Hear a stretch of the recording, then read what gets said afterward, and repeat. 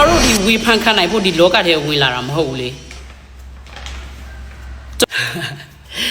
Hello မင်္ဂလာပါကျွန်မ Veronica Fighter တမတယောက်ပါအားလုံးလည်းသိတဲ့လူလည်းသိမယ်မသိတဲ့လူလည်းထပ်ပြီးတော့မိတ်ဆက်ပေးအောင်ကိုယ့်ကို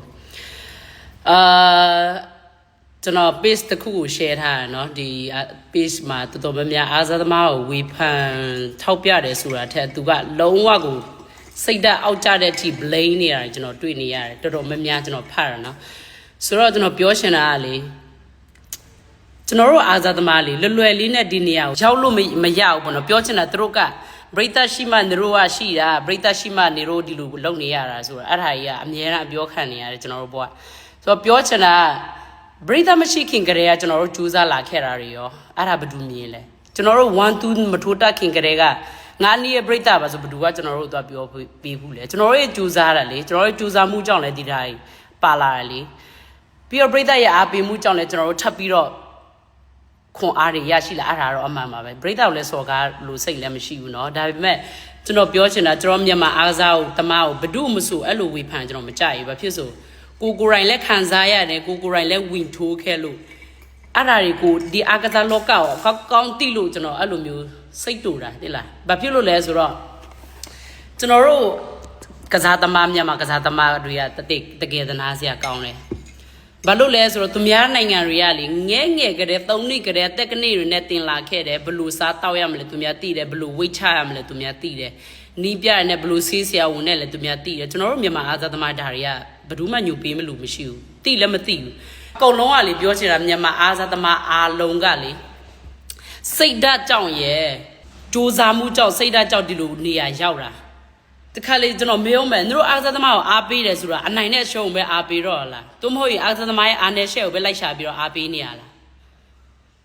လူတယောက်အားစားသမားအကြောင်းတကယ်တကယ်နားလဲဆိုအနိုင်နဲ့ရှုံးပဲအားပေးနေရမှာမဟုတ်ဘူးအားစားသမားဘလောက်တယောက်ကဘလောက်ထိဒီပွဲမှာသူဘလောက်ထိစူးစမ်းနေဘလောက်ထိရုန်းကန်နေသူဘလောက်ထိစွမ်းဆောင်နိုင်လဲဆိုတာသူများအဲ့ဒါပဲကြည့်တယ်သူများအနိုင်ရှုံးနဲ့မတတ်မှတ်ဘူးကျွန်တော်မြန်မာကကျတော့တော်တော်များများဟိုအနိုင်အရှုံးကိုပဲကြည့်ပြီးတော့မှလဲပြောနေကြတယ်ကွာရှုံးပြန်ပြီးလာမှာပေါ့ဒီလိုပဲလာမှာပေါ့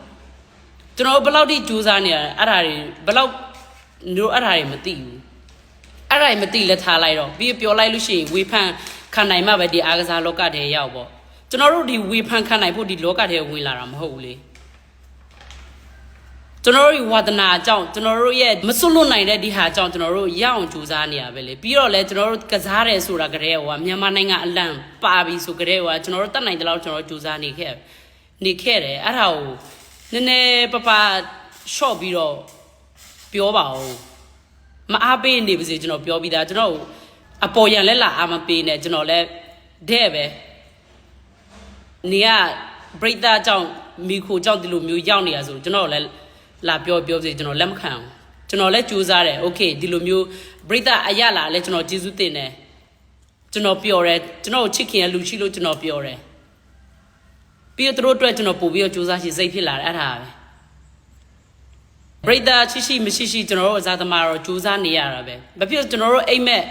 ပရိသတ်ရလာဖို့တက်ကြိုးစားနေတာလည်းမဟုတ်ပါဘူးအဲ့ဒါပြောချင်တာပေါ့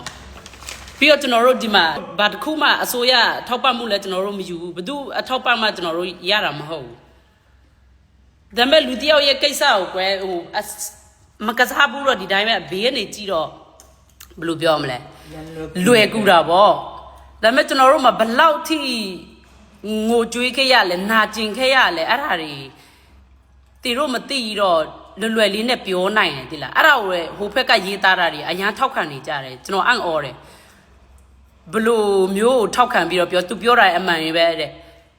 မထောက်ခံနိုင်မဝင်နဲ့ပေါ့တဲ့ကျွန်တော်တို့ကလည်းဒီထောက်ခံမှုတွေဝေဖန်မှုတွေနဲ့ကျွန်တော်တို့ဒီလောကထဲကိုရောက်လာတာမဟုတ်ဘူးဒီဟာလိုချင်လို့ကျွန်တော်တို့ဒီလောကထဲရောက်တာမဟုတ်ဘူးသူတို့ပြောလိုအပ်ချက်ရှိလို့ထောက်ပတ်တယ်လိုအပ်ချက်ကစားသမားတိုင်းသိတယ်ဒါပေမဲ့ကစားသမားဆိုတာကအသားသိတာတဲ့ဟာကိုပြန်ပြီးတော့ပြုပြင်ပြောင်းလဲလို့ချက်ချင်းမလွယ်ဘူးညီတို့ပြောသလိုမရအောင်ကျွန်တော်တို့မှလည်းစိတ်အများကြီးရှိတယ်လှုပ်ချင်တဲ့စိတ်တွေပြိတ္တတွေလည်းနိုင်ချင်တယ်ပြိတ္တတွေလည်းပဲပို့ပြီးတော့တော့မှကောင်းသေးချင်နေတယ် so please အားစားသမားကိုတ တချို့ပေလေအများကြီးရှိတာပဲဝေဖန်တာလက်ခံတယ်ဒါပေမဲ့အခုပြောတဲ့အဟာတွေကဝေဖန်ရကြီးရလေတက်တက်ကိုအားမလို့အားမရလိုက်ပြီးတော့ပြောနေပုံစံလေးအဲ့ဒါတို့လည်းအုံနောက်နည်းနည်းစဉ်းစားပါဦးကျွန်တော်တို့ဖက်ကိုပြသူများတွေကတော့ပြောမှာပဲအေးဒီလိုပြန်ပြောလို့မရင်ကျဲဘူးလို့ပါတော့ကျွန်တော်အခုကတ်စားပြီးမုန်းခံမယ်အားစားသမားတွေ့တယ်အမုန်းခံပြီးပြောမှာနော်လိုအပ်ချက်ရှိလို့ရှိရင်ပြောချင်တာကကျွန်တော်အားမပေးလဲပြဿနာမရှိဘူးလည်းသိတယ်လိုအပ်ချက်ရှိကစားသမားလည်းသိတယ်သူတို့တင်ပြပေးနေတယ်ဆရာတွေလည်းသိတယ်ဆရာတွေရှိတယ်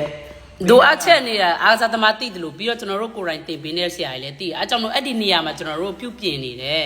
အတက်နိုင်ဆုံးသိရမလားအဲ့ဒါတွေလည်းခင်ဗျားတို့ဘာမှမသိပဲနဲ့ပြောချင်တာကြီးပဲစွတ်ပြောနေဆိုနောက်ဆုံးအနေနဲ့ပြောမယ်โอเคဒီလိုပြောလို့မကြိုက်ဘူးဆိုလို့ရှိရင်လည်းလာအားမပေးနဲ့ပြဿနာမရှိဘူး